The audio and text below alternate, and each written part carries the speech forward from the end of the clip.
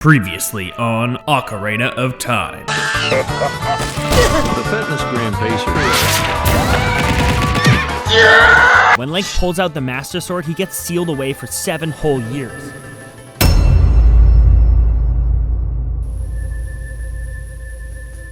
Oh cool, you're still here. Could you imagine if I actually made you wait 7 years for part 2? Anyways, where were we? Oh right, it's time for manhood. By playing the Song of Time, we enter the innermost chamber of the Temple of Time, the sleeping place of the legendary Master Sword. When Link pulls the sword out of its pedestal, he gets transported all the way to Dark Souls, where he has to prove himself to Udix Gundyr, defeat the Soul of Cinder, and flirt with the Firekeeper so he can link the First Flame and become the Elden Lord. After all of this, he wakes up 7 years later back in Hyrule, a full-grown, battle-hardened man. This changes everything. Our childhood items are useless as a grown-up, but we can reach the cookies off the top shelf now, and we can properly use the Hylian shield, so no more broken noses.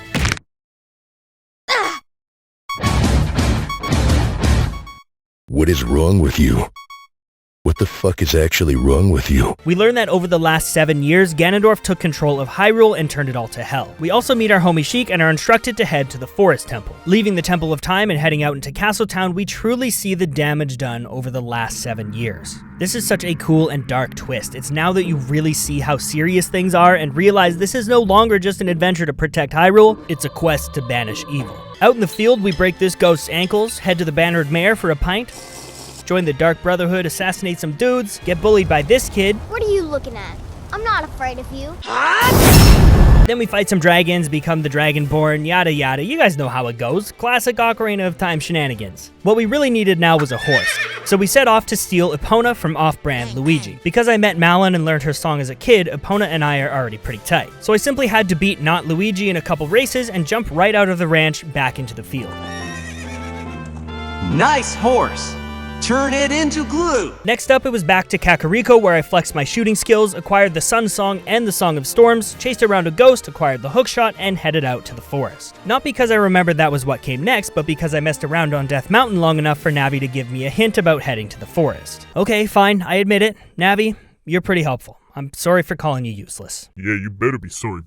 I don't care if the Deco Tree was your dad, I'll still kick your ass. Lost Woods. We navigate the woods expertly, and by expertly I mean trial and error until I had written down the correct sequence of entranceways. We also break this fool's ankles and then enter the Forest Temple. I f***ing love the Forest Temple. This is the first temple you tackle as an adult, and it gives you a real good taste of how the rest of the game's gonna be. The hookshot, first off, is just such a fun item. It always has been, and once again, this dungeon rewards you for using your noggin. There's this cool puzzle with this twisting hallway, and the boss fight with Phantom Ganon was the first boss that was a real challenge. Like, becoming an adult also meant increased difficulty. Kinda sounds like real life, except for the difficulty isn't a cool phantom boss fight, it's having a full-time job and doing taxes while also trying to run a successful YouTube channel. It's right there. Phantom Ganon was giving me such a hard time, in fact, that I left the temple, dipped into the woods, and grabbed a couple of fairies just so I had some room for error. Which is funny, because the next attempt I completed without even taking a hit. And because I'm so sick at this game, my dad got reincarnated as a sapling. So watch out for the winter season of anime when they air. I'm so sick, my dad got reincarnated as a sapling in another world, in a dungeon. Also, now I'm a girl. Before I continued to the next temple, I wanted to round off my gold Skulltula count. Gold Skulltulas are hidden throughout the world, and every 10 of them nets you a new reward. I struggled to find one for about 40 minutes, finally found one in the forest, went to collect my reward, and was given agony. Rage, fury, irritation, humiliation. I decided to take a break from adulting and reverted to childhood. I played some music with a scarecrow, explored Castletown a bit, bought some yummy powder sugar from this nice guy in the alley. It makes me feel like I'm going real fast. Found a dog named Lil Richard, played the treasure chest game, immediately lost, asked the cute blue hair girl at the Bombchu Bowling on a date, got denied, nailed the Bombchu Bowling to impress her, still got denied, and then blew the rest of my allowance at the shooting gallery and on powdered sugar. Alright, back to adult responsibilities, I guess. It was time for the Fire Temple. We quickly stop at our scarecrow friend and acquire his song, which I figured would come in handy at some point. We assaulted this Goron, who revealed he's named after Link the hero. I'm flattered, really. He gave me a cool red outfit so I could withstand the heat of the volcano, and then I thought way too hard about how to move this statue and made my way to the Fire Temple. The Fire Temple is nothing short of spicy. Caliente even. Every dungeon so far has been like spreading butter. Nice and smooth. Anyway, Scarecrow Homie came in clutch, netting us a big chunk of cash. This mini boss was hilarious. And we got the frickin' big bonker. I struggled with this door for a bit, forgetting that I needed to think outside the box, or in this case, think with a box, and then entered the ring with Volvagia. This was the one boss fight I always remember. There's something super fun about bashing a dragon on the head with a frickin' big bonkin' hammer. So with Volvagia down and the Goron saved once again, we head out to the Zora's domain. Everything's frozen in ice, and we get our first mini dungeon, the Ice Cavern. We complete that shit in record time, learn the importance of frequent saving thanks to my emulator freezing and losing my progress, and then tackle it one more time. After defeating the King of Furries and restoring humanity's dignity, we acquire the Iron Boots and learn another song from Sheik. I went back in time real quick to grab Din's fire because I forgot and someone didn't remind me. Navi, get off your phone and pay attention. Ugh, what are you, my dad? Entering big brain mode and accessing my third eye, I deduced that we would need to be underwater in the coming temple, so I figured while I was still a kid, I'd go buy the Zora tunic that I saw earlier in the Zora store. So I executed my 3-step master plan for success. Step 1, have 200 rupees. Step 2, enter the store. Step 3, buy tunic. Oh shit.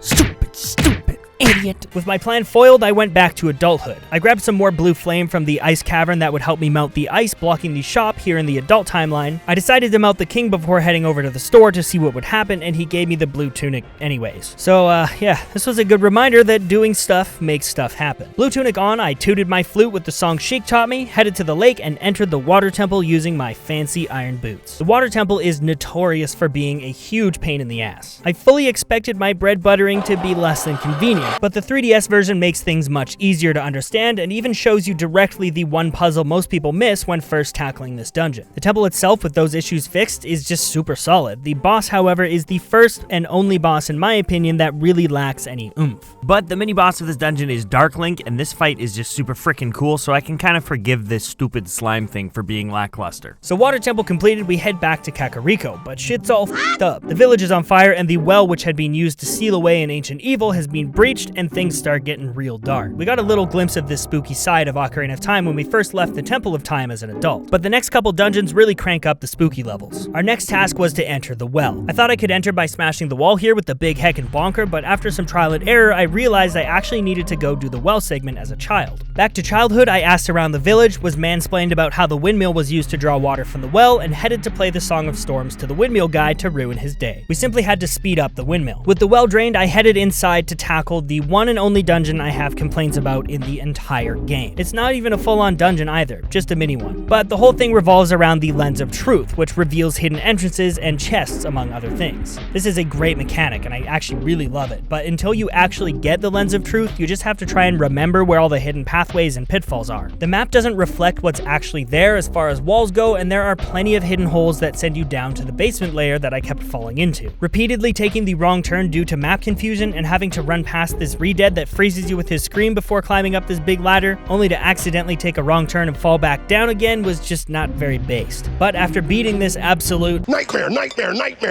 of a boss, we acquire the Lens of Truth, and this all becomes a non-issue. Those pains aside, a spooky evil ceiling dungeon underneath a peaceful village is the perfect hiding place for an item that reveals the truth. Lens of Truth in hand, we head to the Shadow Temple, we get the hover boots, do some Shadow Temple stuff, ride a ghost ship, and spank this skeleton. Ocarina of Time does a really good job of making you utilize your entire toolkit. In this dungeon, I used bombs, arrows, the hook shot, Din's fire, Lens of Truth, hover boots, iron boots, even having 2 jars came in handy for grabbing some fairies, and if I was smart enough to remember to use Farore's Wind to set myself warp points, I would have done that too. That shadow that escaped earlier, well, he's the boss of the Shadow Temple. This boss is honestly just the coolest. You have to find a balance of using the slippery hover boots, the Lens of Truth, and the bow to reveal the monster and deal damage. The Z-targeting system that Ocarina of Time popularized suffers a little bit here, so I opted to free aim instead, but that just kind of made this boss more fun. This is probably my favorite boss in the game. Anyways, we save Impa, who turned out to be the Shadow Temple Sage, we hit up Kakariko for a couple more heart containers, grabbed the fire arrows from the lake since I forgot earlier, and headed off to the Gerudo Desert for the final dungeon. We enter the desert to go visit the Gerudo people, a tribe made up of strong, attractive, single women. Get your mind out of the gutter, they're just bowling. Nice strike! Unfortunately, men aren't allowed in the Gerudo Fortress, so we have to sneak around assaulting women and saving some builders. After showing off my physical prowess over women, I get accepted into the Gerudo gang and make my way towards the Spirit Temple. Immediately, I got distracted by the Gerudo training grounds that I don't even have all the equipment to complete yet, did some horseback archery, and found out you could change to a top-down view when inside certain buildings. My question is, What the fuck are these dudes doing over here? Boy! Anyways, my point here is that a sign of a good game is that it makes you want to stray from the main story to explore the side quests and areas. Ocarina does a fantastic job of making you feel rewarded when exploring off the beaten path, which in turn makes you want to go explore off the beaten path. You play a minigame, boom, quiver upgrade. Shoot this random target in the woods, boom, seed pouch upgrade. Every item I got was useful in one way or another, and I don't think a single item was left underutilized. Even the Deku sticks we used mostly in the beginning made a comeback in the final dungeon. Speaking of which, it was time to head out to the Spirit Temple. After some ghost hunting through the desert, we arrive at the Oasis and enter the Spirit Temple. Unfortunately, Link is too buff and cool to enter the temple right now. So we toot over to the Temple of Time, become a child, toot back to the Spirit Oasis thanks to a song that Sheik taught us earlier, and crawl into the temple. Listen, I don't know how one Zelda game can have so many banger dungeons. The Spirit Temple more or less parallels itself, with one half completed as a child and the other half completed as an adult. We get to use the hover boots a bunch, which is always fun, and we acquire the mirror shield for some neat sun reflecting puzzles.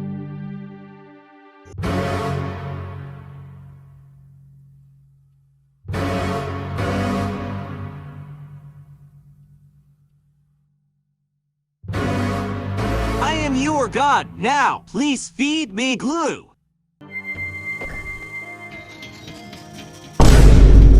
What the sun looks like. This is another example of a dungeon that makes you use your entire item kit, and it's not even just your adult or child one, you're using both this time. We also get to fight an Iron Knuckle both as a kid and an adult, which is just a cool comparison of Link's slight combative differences when in different eras. Completing the dungeon, we get to battle with Twin Rova, who are basically Ganondorf's moms. Using their opposing elements against them, we apparently literally kill them and watch them squabble as they ascend to the other side. I guess aiding the destruction of the world and fostering the greatest evil lord to ever have lived still gets you access to heaven? I don't know what the goddesses were thinking with this one. You know what? I bet it's Furore. She is a vegan. Back to the Temple of Time, we meet Sheik, who reveals themselves as none other than Princess Zelda. Zelda gives us the Arrows of Light, and since she's revealed her location, Ganondorf is just able to kidnap her, I guess. It's just that easy. All that's left now is to hurry to the castle and save Zelda before anything bad happens to her. So off to the Gerudo Fortress I went to complete the Gerudo training grounds. Zelda already waited 7 years for me. I figured another few minutes wouldn't hurt. Besides, I got some ice arrows I'll probably never need. It only took me 40 minutes anyways. That's only like 11 in-game days. Humans can survive without food or water for like 8. Wait, 11 minus 8, carry the 1. Ah, shit, Zelda, I'm coming! Heading back to Hyrule Castle, we actually end up stumbling upon Ganon's new digs, Ganon's Castle. This final dungeon is comprised of several micro-dungeons, each one themed on one of the sages, fire, water, darkness, and so on. This dungeon was the only point I genuinely got frustrated at this game. This chode monster happened to grab me and ate my red tunic, which I needed to complete the fire section of the dungeon. I also simultaneously ran out of magic power at the exact same moment which I needed to complete the shadow section. It was mostly frustrating because I had to now go out of my way all the way back to the Goron shop to buy a new tunic and go off and find some more magic energy. I grabbed the tunic quick and on my way back to the castle stumbled upon this big rock. Luckily, I had acquired the golden gauntlets from the castle before heading out to get a new tunic, so I was able to move this pillar and found a fairy fountain that gave me a defense boost and refilled my hearts and magic. So even with the frustration of my progress getting cucked by this stupid sucky dude, I still ended up rewarded for exploring, and it even gave me a leg up in the grand scheme of things. The fact that the only moment of genuine frustration in the entire game came simply from a circumstantial situation really said something about how well Ocarina of Time was designed. It's honestly incredible that this was the very first 3D Zelda adventure. Anyways, we finished the micro dungeons and started our ascent of the castle. A few rooms of mini bosses, multiple staircases, and Ganon's ominous theme ringing in our ears later, we finally reach Ganon's throne room. He sits playing his eerie organ, the three bearers of the Triforce together at last, his evil plans coming to fruition, and then I beat that motherfucker with a jar. This bitch really thought he could beat me, the hero of time? It's been 7 years since I jarred those cucumbers. I took my pickles and beat his ass down with them. This sword has been forged in the light of the goddesses and has sealed away countless evils. Passed down from hero to hero for centuries, the blade is imbued with the power of courage and can fell any beast. Please, accept this legendary heirloom and defeat Ganon for the sake of Hyrule. Okay, I hear you, but I already got these. Seriously? Yeah, they're dill. That's okay, I've got some more. Realistically, I only Serena Williams'd his magic back in his face with the pickles. The Master Sword did the actual damage, but whatever, I bet you didn't see the pickle joke making a comeback. So after winning the highest stakes game of tennis ever to exist, Ganondorf has a little tantrum bringing his throne room down around us. Luckily though, Zelda is safe and Hyrule is no longer under the reign of the Dwarfster. The castle starts to crumble from all the damage, we scoot down the tower fighting some enemies on the way, and with seconds to spare, we stand and watch as the castle crumbles to ruins. Link and Zelda, finally with a moment to spare, check each other out real quick.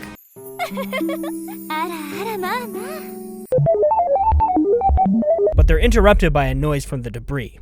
Link steps forward to investigate, and Ganondorf bursts out of the rubble, absolutely furious about the whole pickle thing, and in a final act of desperation turns into the beast only known as Chuck E. Cheese. Wait, no. What's his name? Oh yeah, Ganon. The Master Sword is knocked from Link's hand, out of reach, and the true final battle begins. This fight is just too good. I honestly had to pause for a minute and gather myself because I was just having such a good fucking time. If you get hit, Link gets absolutely rocked, emphasizing the fact that Ganon holds the Triforce of Power. And the music sets a desperate and momentous tone. The iconic sword whose destiny was set for this exact encounter is no longer available to you, and Zelda, despite how helpful she's been masquerading as Sheik and leading the escape on the crumbling castle, can't do anything but watch in horror as Link, who is basically a 10-year-old in an adult's body, faces off against the greatest evil known to mankind. Using the light arrows, you can knock Ganon off balance, duck between or around his legs, and get some damage in on his tail. I used the big frickin' bonkers since I had no other options, and I honestly wasn't sure if I was doing the right thing. Luckily, Navi was alerting me with some insight, and at this point, I think she's proven herself to be useful, so...